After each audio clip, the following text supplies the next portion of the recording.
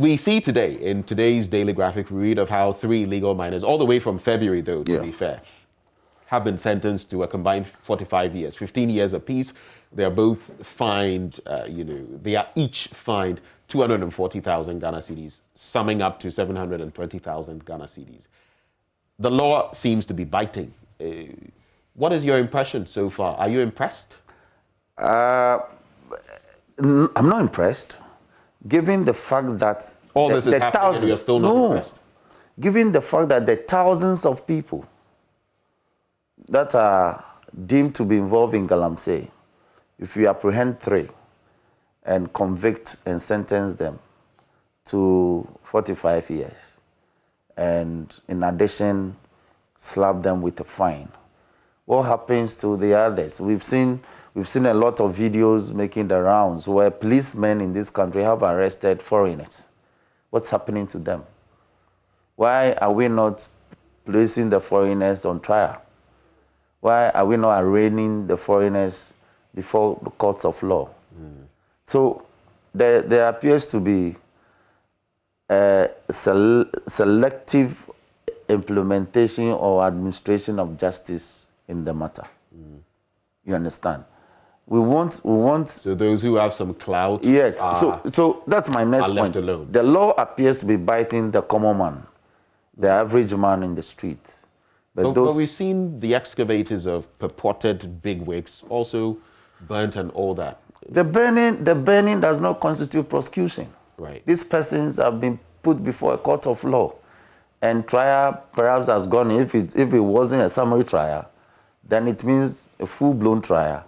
Evidence have been led, judgment has been entered, they have been convicted and appropriately sentenced. That is fine. But what's happening to those other persons who are heavily aligned with government, with the executive? You have a basis to burn the excavator.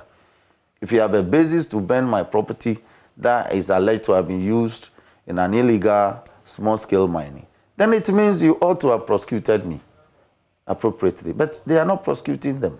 A lot of them. And of course, we know per the law, crime goes with prosecution. Exactly. So if it's criminal, yes. So the question is, why are we not prosecuting? If a prima facie determination is made that a crime has been committed and the persons are found, you ought to prosecute.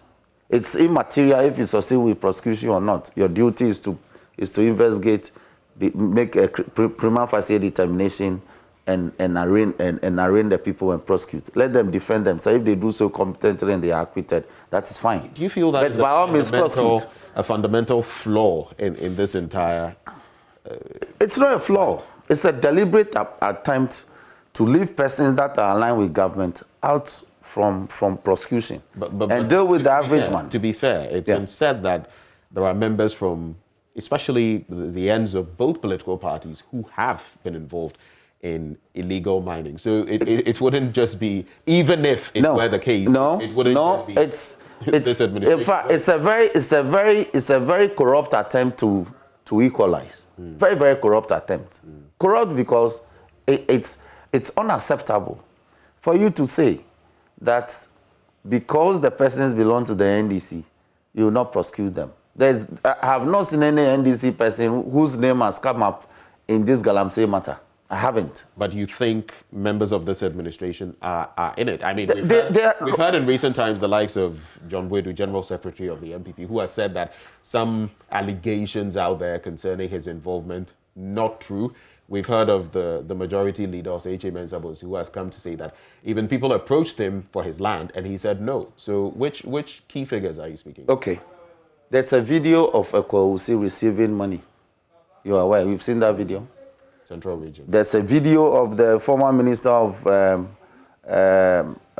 Environment, Science and Technology, Professor Frimpong Boateng, practically involved in this matter, even though he was supposed to champion the fight against Galamsey.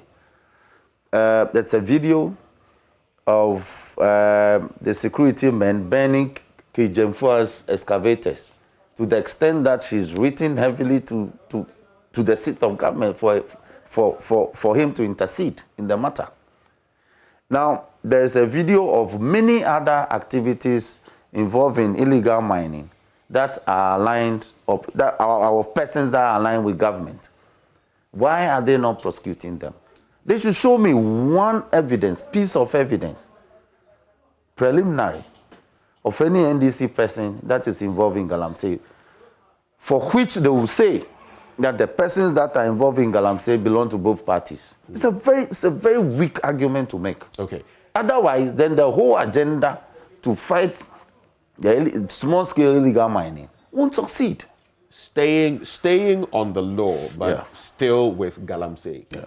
George Meku Duka, your colleague Yes. in Parliament and also Minister Designate, Yes. Deputy Minister Designate Yes. for Lands and Natural Resources, has called for a legalization of the burning of excavators by way of law. What's your take on it? Obviously, it's not aware that the law already exists. The law exists. In fact, there are provisions in the Minerals and Mining Act that allows government to confiscate equipment and other items that are deployed in illegal mining. What the law prescribes is that when that is done, the government is supposed to place the equipment under the authority of the police service and determine how to put it to some use. So if the government follows that procedure as laid out in law and determines that perhaps instead of allocating the excavators to district assemblies who may need them for their environmental projects to deploy, we'll rather burn them. That is the decision for the government to make. So you don't need any other law to dispose of items that you have seized in an anti-Galamsey operations. The complaint has been that the manner that the manner of the burning of the excavators in situ is in itself a source of environmental disaster. Because when you go and see an excavator sitting on the bed of a river, in the middle of a very degraded environment with water ponds, you decide to burn the machine. That machine is it's a heavy metal. It's so heavy that you need to operationalize it in order to move it. Once you burn it, it remains there forever, perhaps forever, till eternity. And when you leave metal on the bed of a river over time, it becomes a source, it corrodes. When water comes into contact with metal through oxidation, it corrodes. It becomes a source of other environmental pollution. So you must have a very strategic way of evacuating the machines to a certain identified area before you deal with them in the manner that the law applies. So you don't go and burn them. So my point, for instance, in the last week has been that couldn't they have used the excavators to even reclaim the area before they burn them? Because you have to go back and reclaim the area. There will be a lot of trenches. How do you fill the trenches? You need a machine to fill them. So you allow the trenches, you abandon the trenches as you find them. Water has collected in them. They become a source of danger. People can fall in the future and die, especially when the vegetative cover is recovered. Right. People enter the area and almost immediately they will sink into some hole filled with water, and that will be the end. And these ponds are dotted all over these riverbeds. It's another danger, environmental danger, that will afflict us in the future. So you don't need a new law. Unfortunately, my brother, Mr. Meku, the law already exists.